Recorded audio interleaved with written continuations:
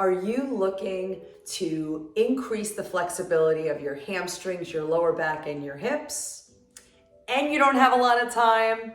Well, guess what? I'm gonna give you my top 5 mobility stretches that you can do every single day. Come on. All right, one of my favorites is supine spinal twist. So you're gonna come gently onto your back, lower down gently and intentionally. You're gonna cactus your arms and connect the back of your hands to the ground. One leg at a time is gonna come up, and you're gonna come to tabletop position with the legs.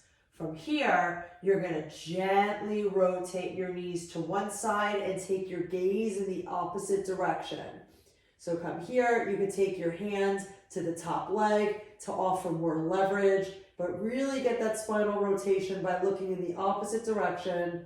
And then when you're done with that side and you tap that knee, you're gonna take that other hand and then one leg at a time, come back to center. If you wanna get a little squeeze of that lower back, you can do that. And then nice and slow and controlled, go to the other side.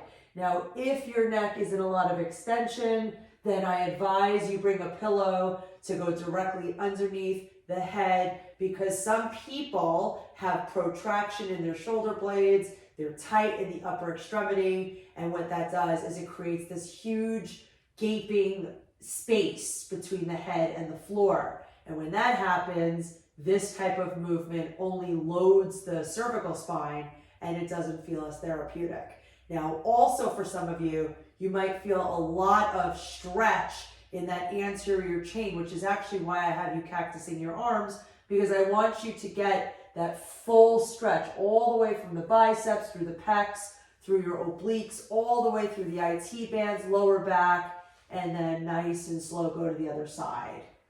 While you're on the floor, we're gonna now do what's called a figure 4.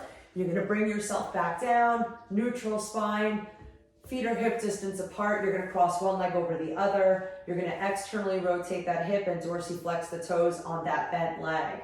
You're gonna then reach through the legs, bring that opposite leg up toward the chest. You're gonna already feel a stretch on that hip, and then extend that opposite leg up to the sky. Dorsiflex the toes on that leg as well, and then do some ankle circles, big ankle circles, working on mobility in the foot ankle complex, and then reverse directions. So you want to hear some cavitations. You want things to snap, crackle, and pop, because most likely you're very tight and it's restricting motion. But when it's a passive position, it's not going to hurt you. You're essentially getting things loosened up. So pull that leg in toward the chest, pull it in, pull it in, pull it in, and slowly release, and then you're going to switch sides. So cross that leg over, dorsiflex the toes, bring it in, and then hug the knee into the chest. You're going to extend that opposite leg up, and when you do so, make sure both hips are grounded. You don't want your hips suspended in space. And another thing to note is if you find yourself looking back because you have a lot of extension in that neck, I ask that you bring the floor up to you and maybe perhaps put yourself on a pillow so that can neutralize the neck and you don't have a lot of strain in the neck. Your whole upper back should be completely relaxed when you do this stretch. All right, you can go back and forth between sides and you'll notice more extensibility with every repetition you do. Mobility drill number 3 is a half pigeon. You're gonna shimmy your way side to side. So essentially you're sliding that back leg back like so. The side to side position is just getting your hips opened up a little bit. If you have knee issues, that's something else that we should look into. But if this hurts, please stop. It shouldn't hurt. You're moving back and forth, back and forth. You're sliding this hip back into sagittal plane, and then you're bringing yourself forward, drop your head down.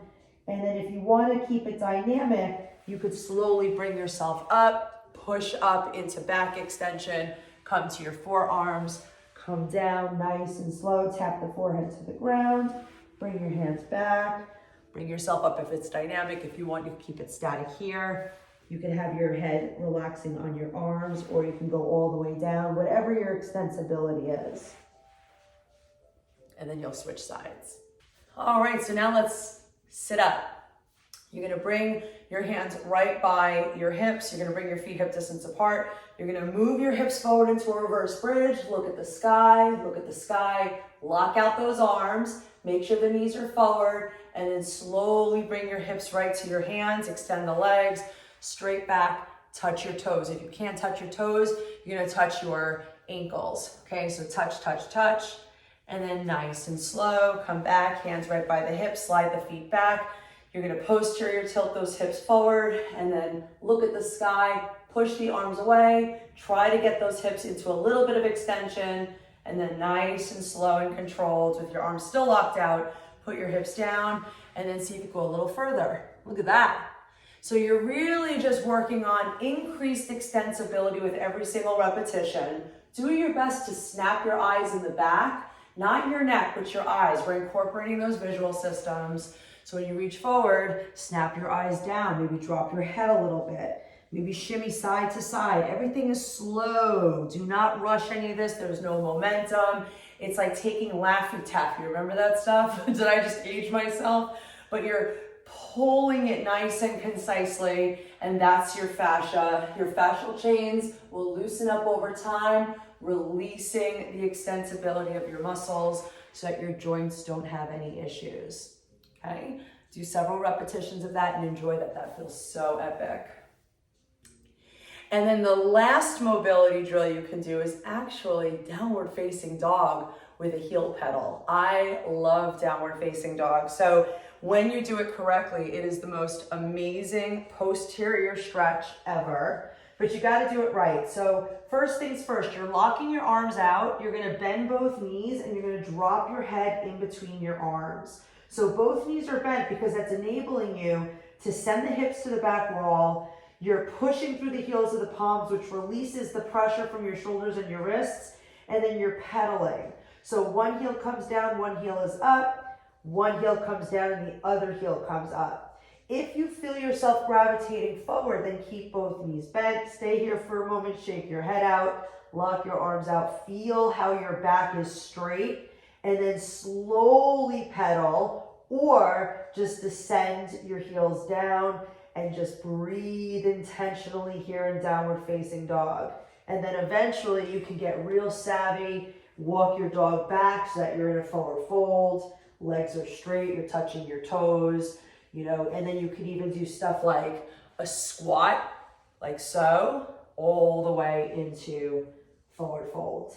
I mean, there's so many ways to play because muscles have memory, and we want our muscles to be extensible. We want them to do what we want them to do, right? We want them to do what we want them to do, just like our kids.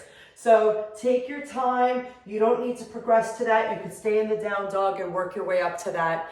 And then you work out, because if your muscles are ready to rock and roll, whew, I can't stress how many mobility drills I know and how many stretching programs I can do with you. But the thing is, we don't have time. We're busy with work. We're busy with our children. So please take these 5 mobility stretches as part of your routine for loosening up your back, your hamstrings, and your hips. Are they everything you have to do? No, but you're not going to do everything anyway. So something is better than nothing. If there's anything that you need to swap out and you need more attention, please let me know. Otherwise, for now, please subscribe to my station. I'm going to provide you with so much more content so that I can help you optimize your health.